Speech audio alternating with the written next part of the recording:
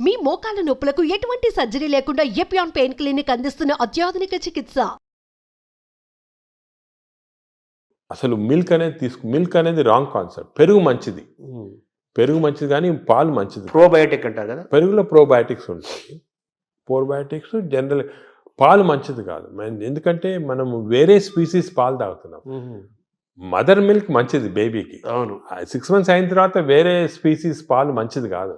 ఎందుకంటే పాలు ఒక స్పీసీస్లో పాలు is meant only for that species. ఇప్పుడు ఆవు పాలు అనుకోండి, ఆవు పాలు అంటే దూడకు మంచిది, అది గ్రోత్కి మంచి, చాలా ఎక్స్పోనెన్షియల్ గ్రోత్ అవుతుంది బేబీ. కాఫీకి మంచిది కానీ వేరే మనం తాగటం మంచిది. అంటే మన వాళ్ళు ఆయుర్వేదం కూడా మనం సెకండ్ మాట్లాడుకుంటే వాళ్ళు ఏమంటారంటే ఆవు నెయ్యి, ఆవు పాలు, ఆవు ద్వారా వచ్చేదంతా కూడా మనకు మంచిది, బ్రెయిన్. ఆవు పాలు కాదు, ఆవు గీ పర్వాలేదు కానీ ఆవు పాలు మనకి కర్డ్స్ ఫామ్లో అటువంటి ఫామ్లో మంచిగా. యాక్చువల్ మిల్క్ తీసుకుంటే దట్ ఆవు పాలు మెంట్ ఓన్లీ ఫర్ కాఫ్, అంటే వాళ్ళ పిల్లలకి అంతే. మనం వేరే స్పీసీస్ పాలు దాటం కరెక్ట్ కాదు, అది నేచర్ అగెయిన్స్ట్. అది అంటే ఎవరు మనుషులు వాళ్ళు తీసుకోవాలి, మనుషులంటే అంతే, exact same species, that is nature.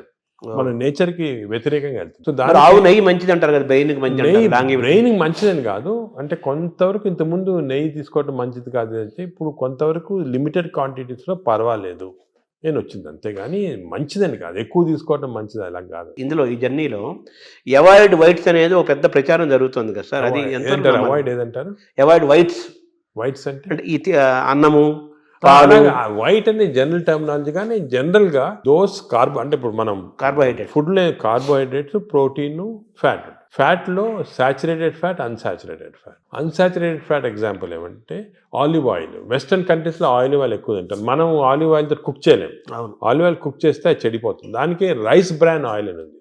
Rice bran oil is equal to olive oil. దీనికి అన్సాచురేటెడ్ ఫ్యాటీ యాసిడ్ ఎక్కువ. Saturated fatty acids are hydrogenated fats ఏమంటే వనస్పతి, కొంతవరకు గీ, అవి మంచిది కాదు. కొంతవరకు మన కౌ గీ అంటే ఆవుది వచ్చిన గీ కొంతవరకు పర్వాలేదు, ఎక్కువ మంచిది కాదు. అది ఫ్యాట్స్ పార్ట్. సో ఎక్కువ అన్సాచురేటెడ్ ఫ్యాటీ యాసిడ్స్ అవి మంచిది. హైడ్రోజనేటెడ్ ఫ్యాటీ యాసిడ్స్ వనస్పతి లాంటిది అవి మంచిది కాదు.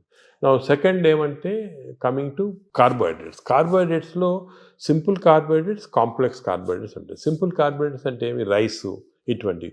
ఏమంటే ఈ సింపుల్, దీంట్లో ఎక్కువ ఫైబర్ ఉండదు, మనం తింటే గ్లూకోజ్ ఇమ్మీడియట్గా బాడీలో అబ్జర్వ్ అయిపోయి మంచిది కాదు.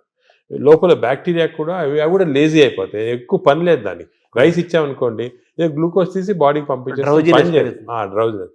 వేరే సేమ్ కాంప్లెక్స్ కార్బోహైడ్రేట్స్ మిల్లెట్స్ ఉంటాయి. ఎగ్జాంపుల్ మిల్లెట్స్ అనుకోండి, దాంట్లో చాలా ఫైబర్ ఉంటుంది, గ్లూకోజ్ ఆ ఫైబర్ మధ్యలో ఉంటుంది. దాన్ని ఎక్స్ట్రాక్ట్ చేయాలంటే అంత ఈజీ కాదు, బ్యాక్టీరియా కూడా కొంచెం పని చేయాలి దానికి. ఒకప్పుడు మనం రాగులు, రాగులు కానీ మంచిది, ఈ సొరగము అవన్నీ కూడా అంటే మిల్లెట్స్ ఆర్ వెరీ గుడ్. ఇవి మనం రియలైజింగ్ నా ఎక్కువ మిల్లెట్స్ తింటే మంచిది అది. సో దీస్ కార్బోహైడ్రేట్స్లో మిల్లెట్స్ ఎక్కువ కాన్సెప్ట్ చేసేసి ఎస్పెషల్లీ పాలిష్డ్ రైస్ అవాయిడ్ చేయాలి. అంటే మామూలుగా అన్నము కంపారిటివ్గా అన్నం తింటే తొందరగా అరుగుతుంది, ఈజీ డైజెస్టివ్ అనే మనకి ఈజీ డైజెషన్ మనకు మంచిది కాదు.